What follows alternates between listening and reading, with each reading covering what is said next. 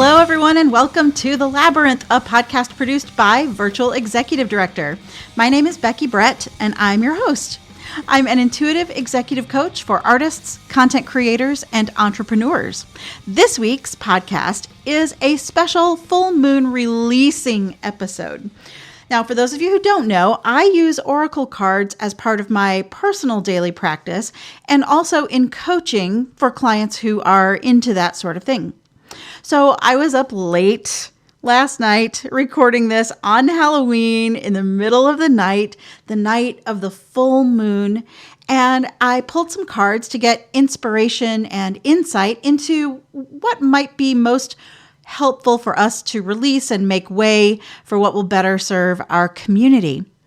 I hope you enjoy this different type of episode, and if you do, message me and let me know. I'll do more of them. On with the show. I am really excited to bring you this week's episode because it's going to be just me talking. And that's not the exciting part.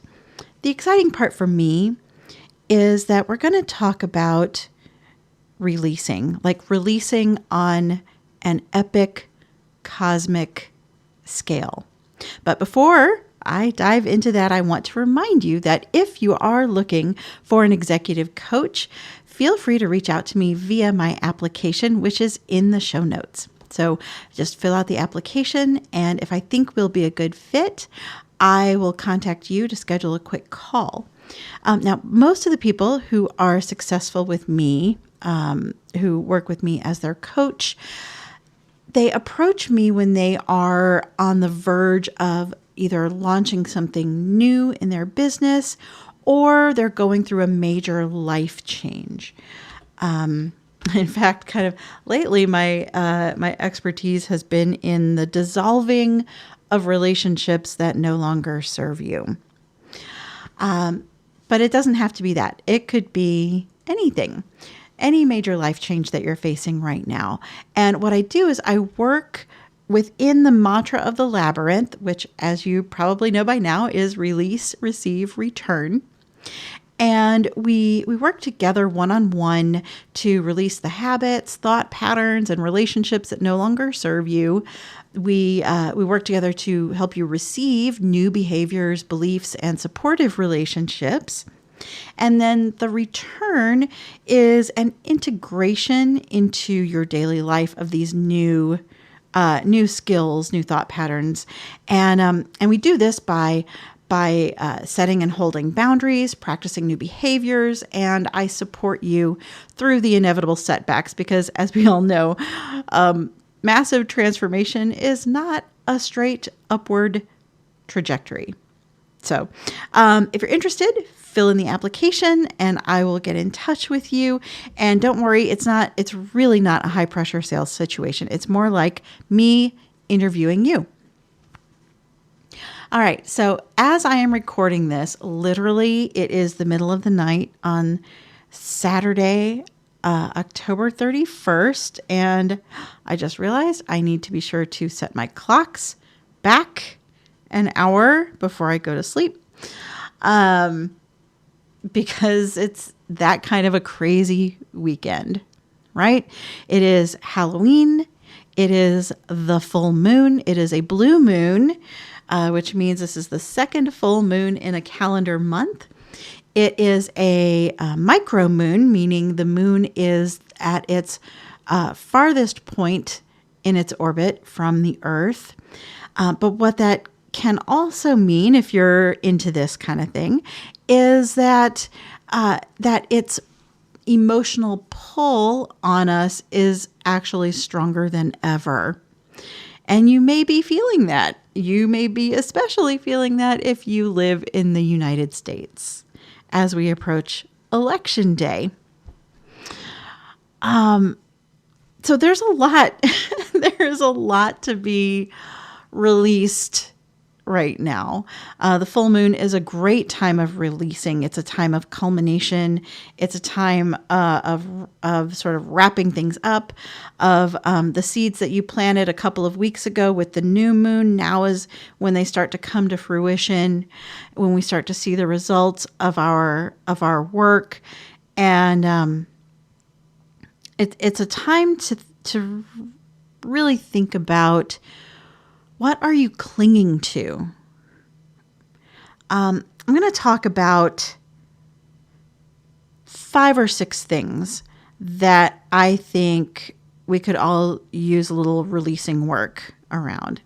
The first thing is the idea of legacy, and especially like legacy as it relates to our the expression of ourselves, our self-expression. So, what are you clinging to when it comes to your legacy, to what you want to leave behind? In particular, are you clinging to something that might be outdated, outmoded, just no longer useful, no longer, frankly, no longer wanted by those you might be leaving behind? Think about that. I know it's a hard thing to think about, us being gone, our physical bodies no longer being here. It's hard to think about. It's hard to think about what those we leave behind might want from us, and then to build towards that.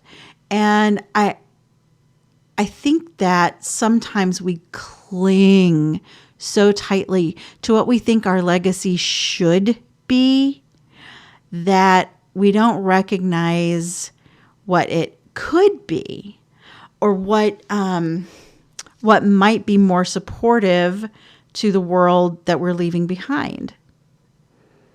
So that's just one thing to think about. Where are you clinging to what might be an outdated idea of your legacy? The second thing I would love for us to think about when it comes to releasing is an idea around diversity. And don't come after me.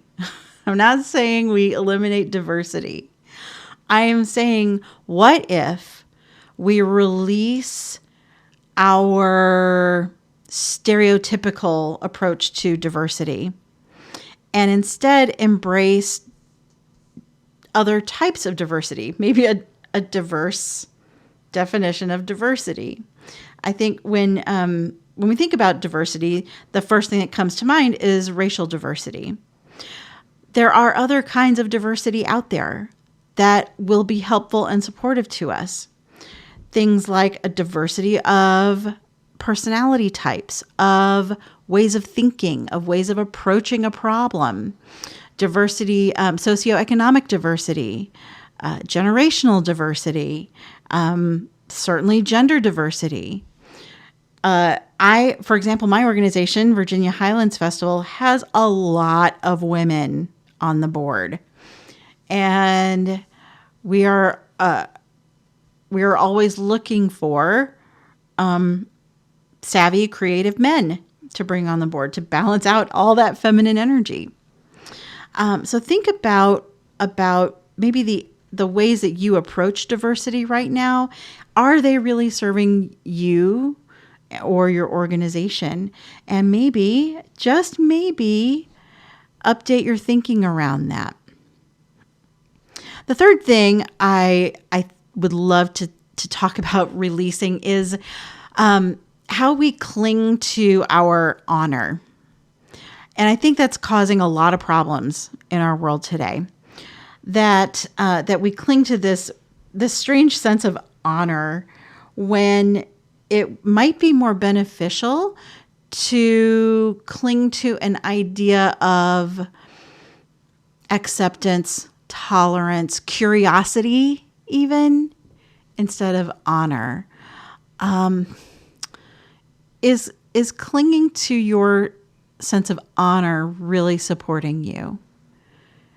What are you like what are you it's almost like a devotion to it, like, are you devoted to your honor, or are you devoted to compassion. And maybe they aren't mutually exclusive, but in my head, honor feels very rigid to me, and it feels very exclusive. And I think that if we were to loosen the grip on that a bit, we might find some new ways of being honorable, or honoring our traditions, or honoring our station in the world, or honoring our past. But let's loosen the grip on honor a bit and see what might come up in its place. The fourth thing, sorry, I lost count. The fourth thing that I think we can release is it's almost like a false sense of innocence when it comes to intellect and ideas.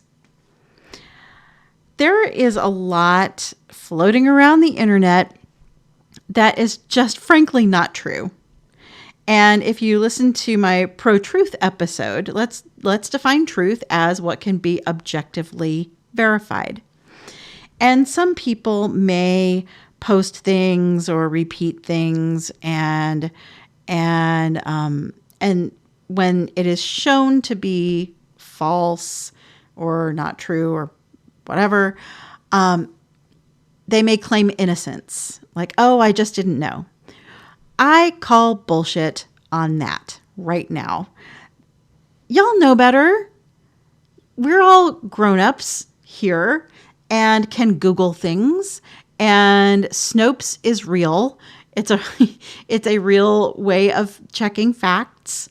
And if I would love to see us release this bullshit idea of innocence and take responsibility for what we're saying and for perpetuating truth instead of, I'll say it, lies. Let's save innocence for puppies and small children. And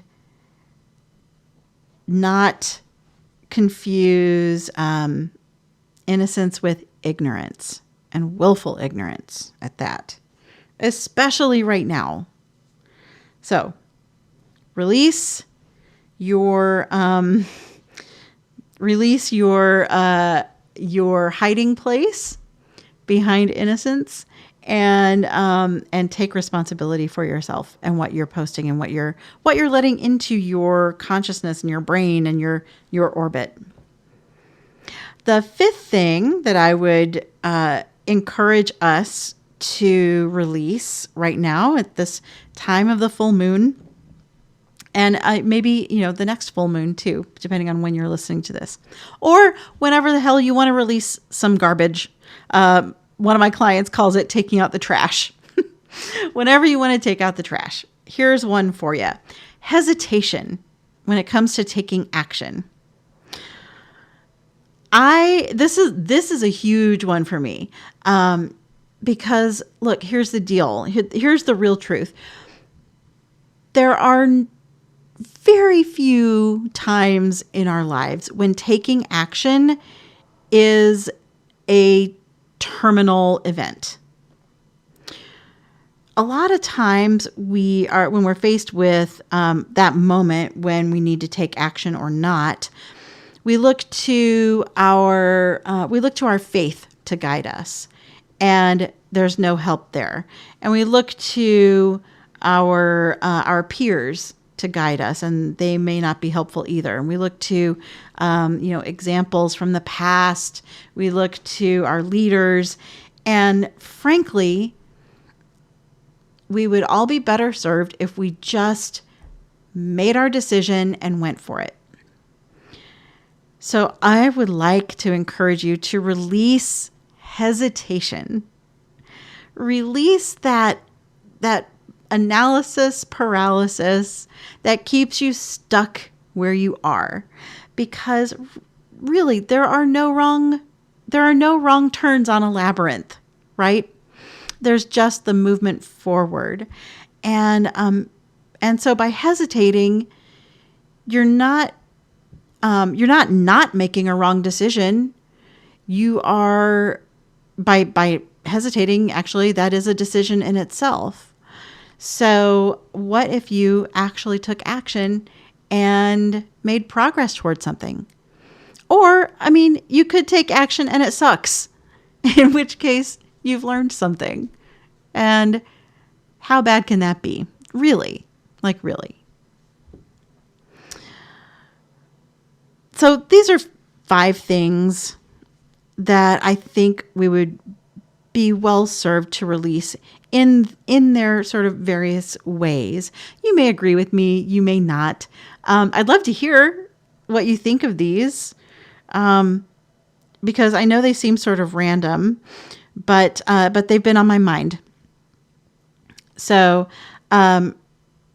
releasing your whatever kind of legacy you believe you should have, releasing how you define diversity, releasing clinging to honor, which may be doing more harm than good, releasing this false sense of innocence, which is actually ignorance, and releasing your hesitation to take action. I think when you do these things, one of them or all 5 of them, you may find a door opens and some change that you have been desperately seeking may come your way just from taking these actions and releasing these things that aren't serving you anymore. So this was sort of an unusual trip through the labyrinth. This was a trip only through the first part, the releasing part of a labyrinth. So thank you for listening to my sort of midnight ramblings on the night of a full moon about releasing. If you liked this podcast, please be sure to subscribe, leave a review, and share it with a friend. If you don't already, follow me on Instagram at beckybrett.live for daily inspiration, information, and support. And if you're looking for a coach, the link to my application is in the show notes. I can't wait to hear from you. Enjoy the journey, everybody, and remember, you can lose yourself in a maze, but you can find yourself in a labyrinth.